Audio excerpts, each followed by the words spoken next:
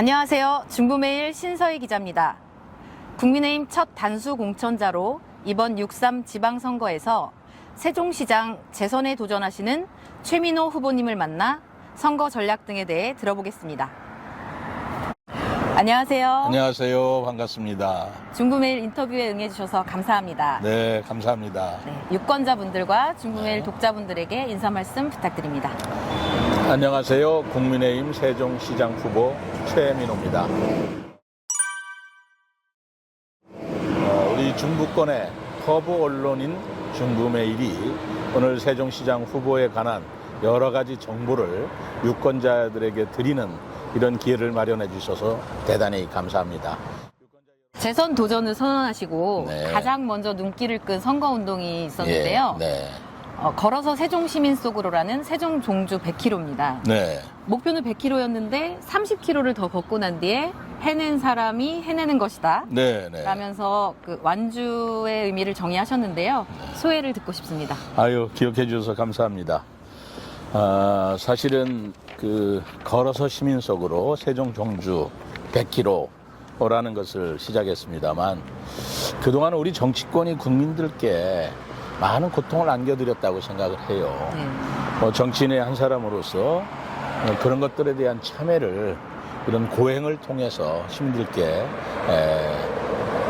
전해드리고 그리고 시민과 만나면서 그분들이 하시는 말씀으로 새로운 각오를 다지는 그런 의미에서 종주를 시작했습니다.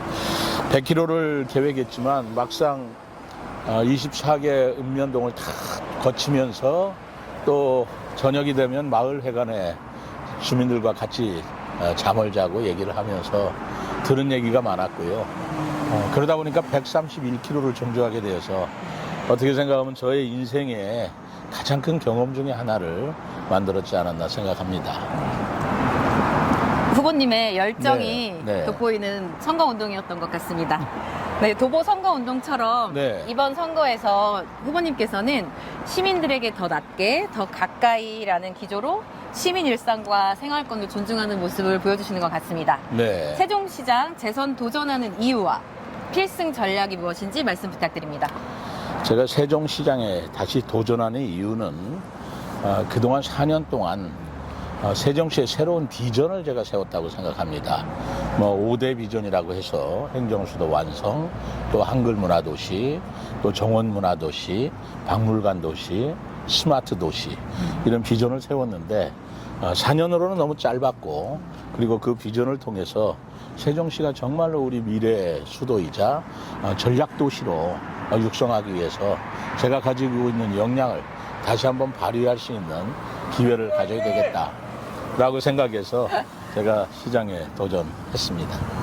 네, 4년의 경험으로 세종의 길을 아는 만큼 네. 해낼 수 있다는 기대를 갖게 하는 후보님인 것 같습니다. 감사합니다. 네, 세종시 하면 행정수도 완성이라는 해낼 일이 있죠. 네네네. 최근에 행정수도 건설 특별법 관련 공청회도 있었고 네. 국회 세종의사당 마스터플랜 국제공모 당선작도 발표됐습니다. 네. 이와 관련해서 행정수도 완성이 선언에서 실천 단계로 변화되고 있다는 평가인데요. 후보님의 행정수도에 대한 완성에 대한 철학과 지향점은 무엇인지 말씀 부탁드립니다. 네, 행정수도에 관한 저의 감에는 좀 남다른 점이 있죠. 왜 그러냐면 행정수도라고 하면 대통령실과 국회의사당이 이전하는 건데 수도라는 것은 대통령실과 국회가 있는 도시를 수도라고 합니다. 그런데 그 수도로 되기 위한 법적 근거, 그러니까 국회 분원 이전이라든가 대통령실을 이전한 데는 행복도시법이라든가 그 법적 근거를 제 임기 내에 마련이 됐고요. 그리고 설계비라든가 부지 매입비라든가 하는 예산도 제가 임기 내에 그것을 확보했다는 것에 저는 큰 의미를 두고 있습니다. 그러나 정작 중요한 것은 법적 지위인데요. 지금 국회 행정수도 특별법이 계류 중에 있지만 그것이 아직도 통과되고 있지 않은 것이 굉장히 안타까워요. 민주당이 다수 여당인데 다른 법은 다 일방적으로 강행 처리하면서 이번만은 강행 처리를 안 하고 자꾸만 국민의힘의 어떤 비난을 하거나 탓을 하는 그런 모습에도 안타깝고 그러나 어쨌든 행정수도 특별법이 빨리 통과돼야 되면서 동시에 행정수도가 완성되지 못한 것은 헌법에서 수도의 지위를 정해야 한다는 헌법재판소의 결정 때문에 지금 행정수도가 완성되고 있는 거 아니지? 완성되고 있지 못하고 있지 않습니까? 그렇기 때문에 결국은 헌법에서 이 부분 문제를 종지부를 지어야 한다. 그래서 개헌해서 행정수도를 세종으로 한다는 그런 개헌이 되어야 된다라고 생각하고 또 그렇게 되도록 노력하고자 합니다. 네, 잘 들었습니다. 이번엔 토론회 관련해서 질문 좀 드려볼게요. 네. 지난 세종시 출입기자단 첫 TV 네. 토론회에서 네, 네. 그 민주당 상대 후보와 네. 좀 설전이 있었습니다. 네. 또 일부 토론에서는 실소를 보이시기도 하셨는데요. 네. 상대 후보에 대한 평가와 본인의 강점은 무엇인지 말씀 부탁드립니다. 뭐 상대 후보에 대한 평가를 제가 하는 것은 예의에 어긋난다고 생각하고요. 다만 그때 토론회에서 제가 실소를 좀 터뜨리고 그리고 제가 좀 미안하다고 했는데 그때 상대 후보의 답변 중에 정원도시 박람회라고 하는 그게 국비 77억을 포함해서 약 400억의 예산을 투입하고 지역경제 효과가 약 3천억에 이르는 그런 대규모 프로젝트인데 거기에 대해서 질문을 하면서 그 본질은 질문하지 않고 제가 그 예산이 통과되지 않았기 때문에 단식을 하는 과정에서 단식이 끝난 뒤에 제가 그 단식을 하면서 이루었던 여러 가지 고통 그리고 직원들한테 걱정을 끼쳐드렸던 미안함 때문에 직원들한테 초콜릿을 제가 좀 돌렸어요. 그땐 초콜릿 갖고 따지길래 제가 좀 웃었죠. 너무가 어이가 없고. 그리고 지금 그게 중요한 게 아니고 77억과 정원도시 박람회에 그런 정책적인 사항을 논의할 때 초콜릿값 197만 원이 그렇게 중요하더냐라는 생각 때문에 제가 웃었습니다만은 어쨌든 토론에서 상대방 발언에 뭐 어이가 없어서 웃었다 하더라도 예의가 어긋난 것 같아서 제가 미안하다고 했습니다. 네, 어쨌든 뭐 증명된 사람 최민호 네. 후보님이라고 생각이 듭니다. 네. 4년의 경험이 있으시니까요. 네. 후보님의 핵심 공약 소개도 부탁드립니다. 제가 4년 동안 이뤄낸 것 중에 정말 시민들께서 굉장히 환영해 주시고 그리고 평가해 주시는 것 중에 하나가 이응패스 도입입니다.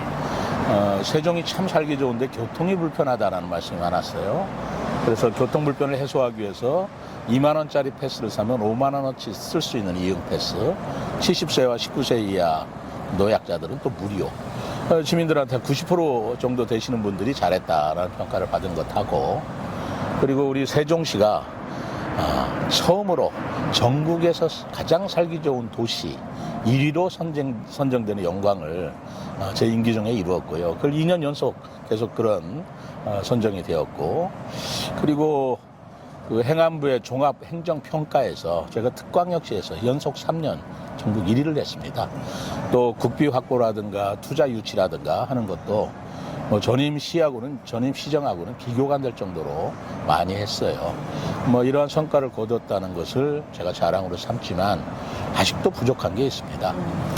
우선 앞으로 다가오는 AI 시대에 대비하는 미래 전략 수도가 돼야 되겠다. 그래서 AI 혁신 도시로 제가 공약을 걸었고요. 그리고 세월이 갈수록 가족이 소중하다, 가족이 중요하다는 생각이 점점 들고 있습니다. 그래서 가족이 행복한 삶을 이루는 그런 공약을 제가 걸었고요. 그리고 세 번째로는 우리 미래 세대의 얘기인데 우리 미래 세대들이 이제 국내에서 경쟁하는 그런 시대는 지났어요.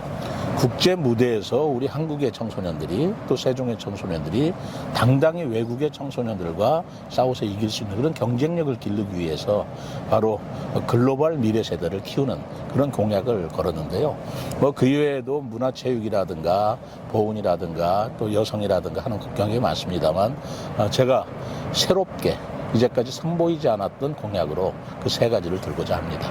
네, 말씀 잘 들었습니다. 다음 질문 드리겠습니다. 네, 국민의힘 지지율이 많이 네. 떨어진 어려운 상황에서 네. 최근에 충청권 국민의힘 시도지사 후보님들과 네. 그 여당의 조작기소 특검법을 강력하게 비판하시고 네. 충청권 지선 승리를 강조하셨는데요. 네.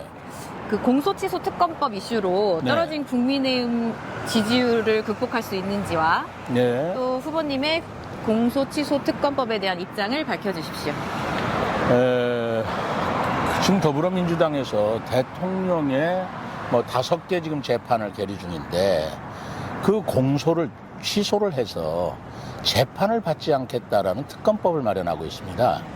이것은 기본적으로 모든 국민은 죄를 지으면 재판을 통해서 유무죄를 다루는 건데 대통령만 유독 재판을 받지 않는 특검법을 만들겠다. 이것은 민주주의의 기본을 훼손시키는 것이고 법치주의의 근간을 해치는 발상이죠.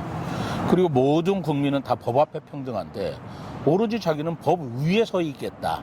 이러한 발상은 선거를 떠나서 인기를 회복한다는 것, 그걸 떠나서 우리가 용납할 수 없는 거고요.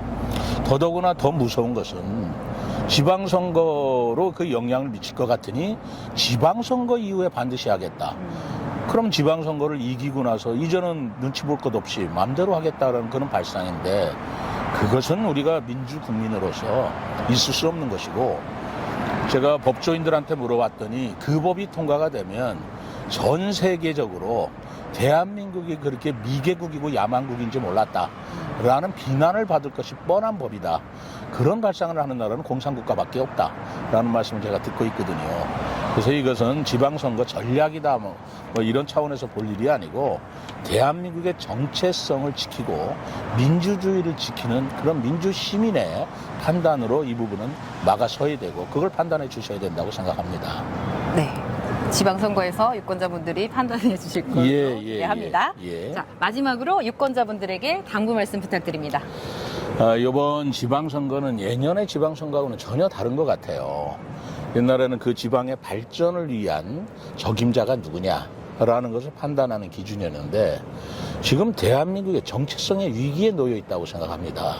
과연 우리나라가 민주주의를 계속 자유시장 경제를 유지할 수 있는 나라냐 아니냐 거기에 굉장히 의심을 가는 지금 이재명 정부의 정책들이 많아요. 이런 것들이 민주주의 제조에 맞는가라는 걸 생각하는 그런 일들이 있어서 이번 지방선거는 바로 대한민국의 민주주의의 정체성을 또 지키고 그러기 위해서는 견제와 균형이 필요하다라는 유권자들의 의식이 좀 필요하고요.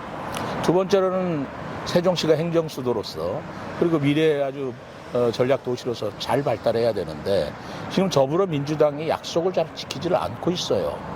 개헌을 해서 행정수도 완성하겠다고 하지만 개헌안은 빠져 있고 특검법도 특별법도 행정수도 특별법도 그거 그냥 통과시키면 되는 건데 통과를 안 시키고 있고 계속 미루고 있는 걸 보면 과연 이 더불어민주당이 진정성을 가지고 있는 것인가 또 국민을 정말 존중하고 있는가 국민을 무섭게 생각하고 있는가라는 생각이 들어서 반드시 이번 지방선거에는 지방적 차원의 판단이 아니라 국가 또 미래를 생각하는 그런 판단을 하셔야 될 선거라고 생각합니다. 반드시 국민의힘의 우리 후보자들을 당선시켜 주셔서 민주당의 독주 또 민주당이 행하는 여러 가지 횡포 이런 것들을 막아내는 견제 세력으로 키워주실 것을 부탁드립니다. 네, 좋은 결과 있기를 기대하겠습니다. 감사합니다.